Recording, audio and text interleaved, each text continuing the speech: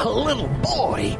He'll be an uncontrollable man-eater. It's not gonna happen. It is. And we're tossing him out now. When Episode 1 of Telltale Games' The Walking Dead was released in April of 2012, its popularity mirrored that of the zombie plague at the center of its story. As new episodes were released, the entire gaming world seemed to come together to watch PewDiePie's playthrough, but also to play it themselves. The game made heaps of money and turned Telltale Games into a prominent feature of the industry.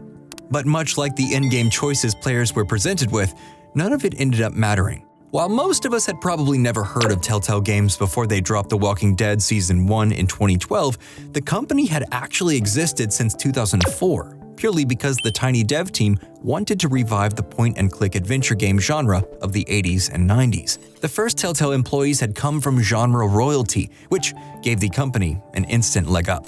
Telltale started creating point-and-click graphic adventure games for notable properties like Homestar Runner, Back to the Future, and even Jurassic Park, but none of their other games came even close to The Walking Dead's level of success. You might remember that The Walking Dead Season 1 came out episodically over a several-month period in 2012. That several-month period ended up being the space between Season 2 and Season 3 of AMC's wildly popular Walking Dead TV show. So, Telltale basically bridged the content gap for fans who couldn't get enough of the Walking Dead world. Of course, impatient fans could have just read the original comics by Robert Kirkman, but Telltale's game series was appealing for more reasons than just its release window and source material.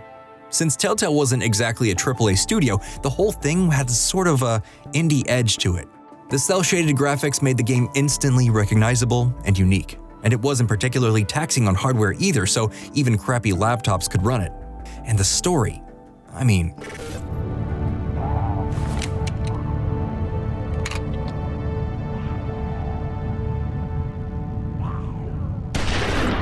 This moment in Episode 5 says all we need to know about The Walking Dead Season 1, but that moment was only possible because it was beautifully led up to. Telltale devs were given the freedom to tell their own tale in the Walking Dead comics continuity, using brand new characters like Clementine, who would go on to become a fan favorite and the protagonist of most of the series.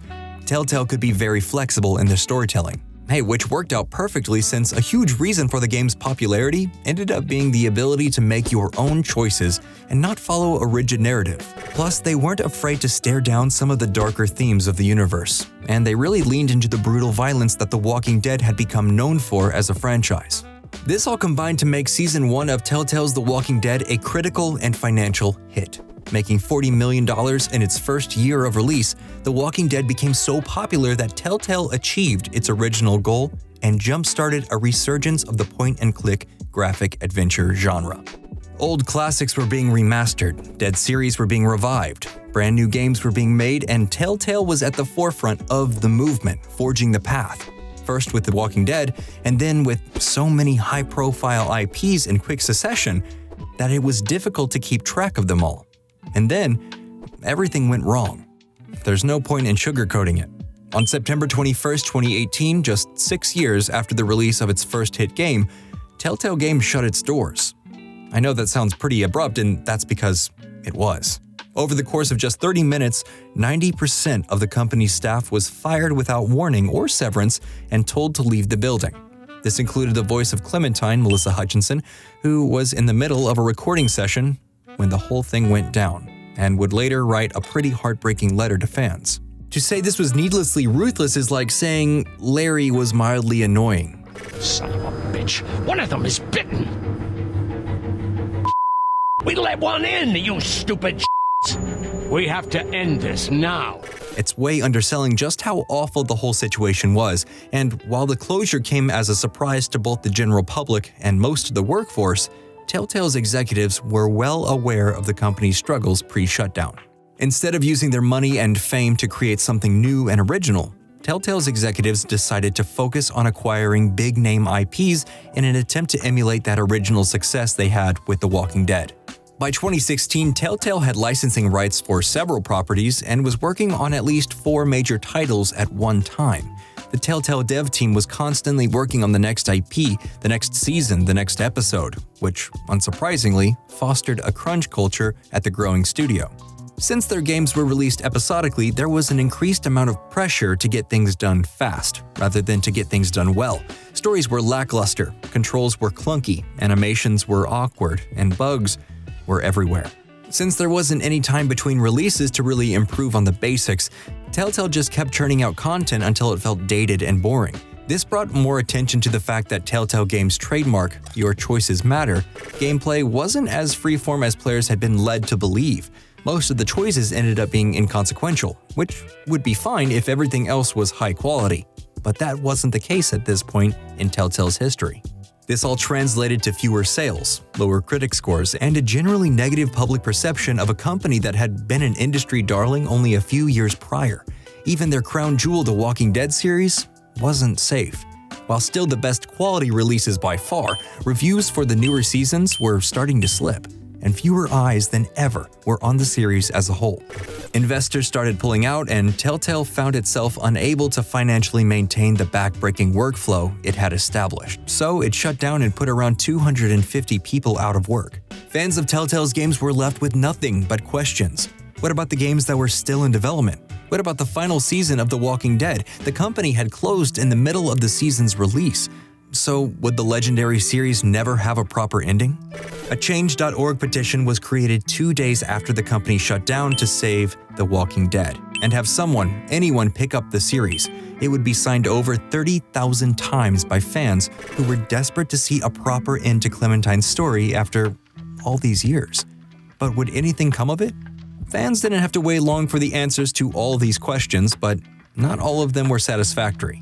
Most of Telltale Games' library was sold off to a company called LCG Entertainment, and the first thing LCG did was re-release Batman, the Telltale series, with some minor bug fixes and a new filter that basically just desaturated the original colors. Those who already owned the game could purchase the filter for $5 if they so desired, which, didn't bode well for the integrity of this new company. But what about The Walking Dead, the series that started it all, the one that was in the middle of its final season when Telltale closed? Well, The Walking Dead was saved from the clutches of LCG by Skybound Games. Skybound Games and its parent company Skybound Entertainment were created by Robert Kirkman. Yes, that Robert Kirkman, creator of the Walking Dead comics that launched the whole franchise. Skybound and Kirkman had been working closely with Telltale since Season 1's development, so who better to take up the mantle? But there was still the question of the original developers. What was Skybound going to do about them? In an interview with Variety, Skybound Games CEO Ian Howe had this to say: "We decided that we wanted to be completely transparent with the team. We went up and said, we would like you guys to come back and finish the game. We don't feel anybody else can do it, we don't feel anybody else should do it. We really only want you guys to do it, but we don't know how long this is going to take and we don't know what the long term looks like." The responses from the Telltale devs were overwhelmingly positive, with most just wanting to complete the project and do it to the absolute best of their abilities, and that's exactly what they did. And while I wish there was some kind of fairy tale ending where all the original devs got their jobs back under Skybound, that's not this kind of story. At the time, Skybound Games was only a team of 5, and they had to scramble to even secure enough funding to rent the office space to keep development going. The devs knew all this going in and were mostly just grateful that they got to finish up the story they had been cultivating for 6 years. And Skybound was the only reason that could happen. While the last episodes of The Walking Dead, the final season, didn't smash any sales records, they did wrap up the story in a fitting and satisfying way. It's a bittersweet goodbye on both the series and Telltale Games as we knew it. Because while the Walking Dead game series managed to come to a respectable and quiet end, Telltale Games continues to shamble on in a reanimated shell of its former self under LCG. At the end of the day, this is yet another tragic tale from the gaming industry. Hundreds of people ended up jobless thanks to mismanagement, crunch, and the attempt to recreate the lightning in a bottle success of the Walking Dead game series with increasingly less creative IPs. Had Telltale been more concerned with making good games instead of marketable ones, maybe this all could have been avoided. Luckily, plenty of former Telltale devs are still making incredible things. It just goes to show what creativity and passion can do when it comes to creating art. And that's all I have to say about that. Now, I'd like to hear from you. Were you on the Telltale Games hype train back when the games were popular? Let us know in the comments, and make sure you like this video and subscribe to Nerdstalgic Gaming if you want more content like this.